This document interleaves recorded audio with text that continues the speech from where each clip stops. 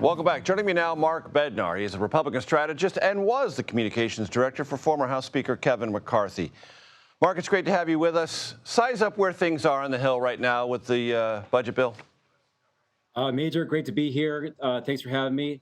I think it was really important today that our party's closer, President Trump, that he came to the Capitol today. In deference to you, a San Diego man, he is our Trevor Hoffman. He's the guy who's going to be there to make sure that all the factions of the House Republican Conference come together and actually get this over the finish line. Mark always does his research. Any reference to Trevor Hoffman, Hall of Famer, will always get my attention. Thank you for that, sir. So he's the closer, yet it doesn't sound closed yet. There are those from New Jersey, New York, California on the state and local tax issue. They're not on board. Some Freedom Caucus members still not on board. You're familiar with those different factions within the House Republican Conference. Where does that stand? And it hasn't been easy. It's been, I think the speaker and the leadership team, they deserve a lot of credit here too, because they've been slow but steady throughout this entire process and having an open door policy. Because a lot of these members, they want to have their grievances heard, and they need to just understand that that they can actually deliver a win when they come back home. I think we'll get there.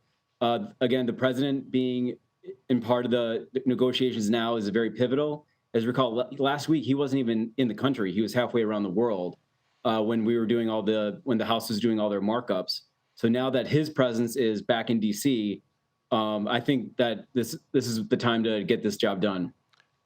Getting down to specifics, was it surprising to you that on this question of state and local taxes and the deduction level, basically the president said, forget about it. We'll solve it later. Yeah, that was pretty interesting today. When he was I mean, that's not what those Republicans wanted to hear.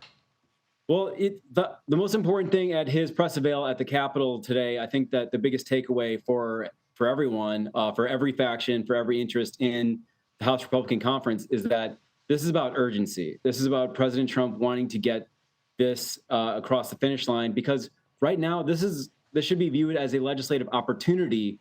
And the more that this drags out, it's going to be more viewed as like an obligation.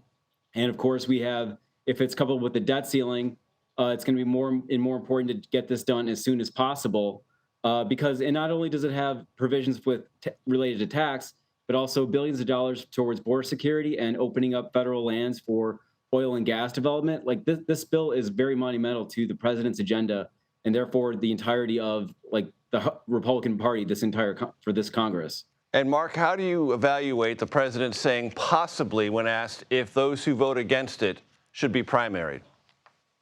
Well, I think that that should be viewed as the threat, that he doesn't want to have to get to that point. You don't want to have no votes on the floor. If he needs to have these conversations privately with individuals who are holding out right now, like that's important to have. And, that's where those potential threats are appropriate. As you recall, like some of the holdouts right now did not endorse him in his campaign originally. They endorsed other candidates. So I don't know if there's any sort of love lost there to begin with some of these folks who have been on the fence. So the fact that he's kind of raising that brushback pitch right now, like that's better to do that on the front end rather than having it reach the floor and having it fail on the floor. Mark, let me ask you a two-tiered question about Medicaid. The president was asked by Nicole Killian, do you favor moving up the work requirements? And he said, I don't want to touch Medicaid, just waste, fraud, and abuse. Even those who are advocating for these structural reforms don't call it waste, fraud, and abuse. They call it structural reforms to Medicaid, which they believe would make it more fiscally responsible. Plenty of Democrats believe it would unnecessarily dislodge 8 million, maybe 14 million Americans from Medicaid coverage. So there's that issue, what you call it and what it actually is. The second issue is for those members concerned about Medicaid and the implication of these policy changes, they don't want to vote for this bill, have that vote around their neck, and then have the Senate undo or rewrite that portion of it where they get all the blame but none of the policy. Walk my audience through both of those aspects.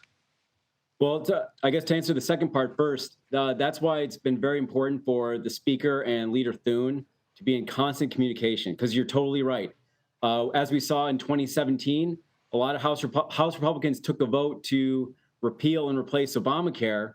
So they were hung with the vote to repeal Obamacare, but were not able to provide any sort of proof as to why their vote was useful, because it didn't pass. It didn't get signed into law. So they absolutely do not want to get hung out to dry. But that being said, the term waste, fraud, and abuse, that can be applied in a lot of ways to offer work requirements for people who throughout the 80 months in a month are either working, looking for work, going to school, or volunteering. Those are parameters that the American people broadly support, and that one could argue that if you're a Medicaid recipient and you're not participating in that to any degree, or if you're an illegal immigrant who's participating in a Medicaid program, that is an abuse of the program and not going towards who it's designed for. Mark Bednar, appreciate the insight. Thanks so much for your time. Thanks, Major.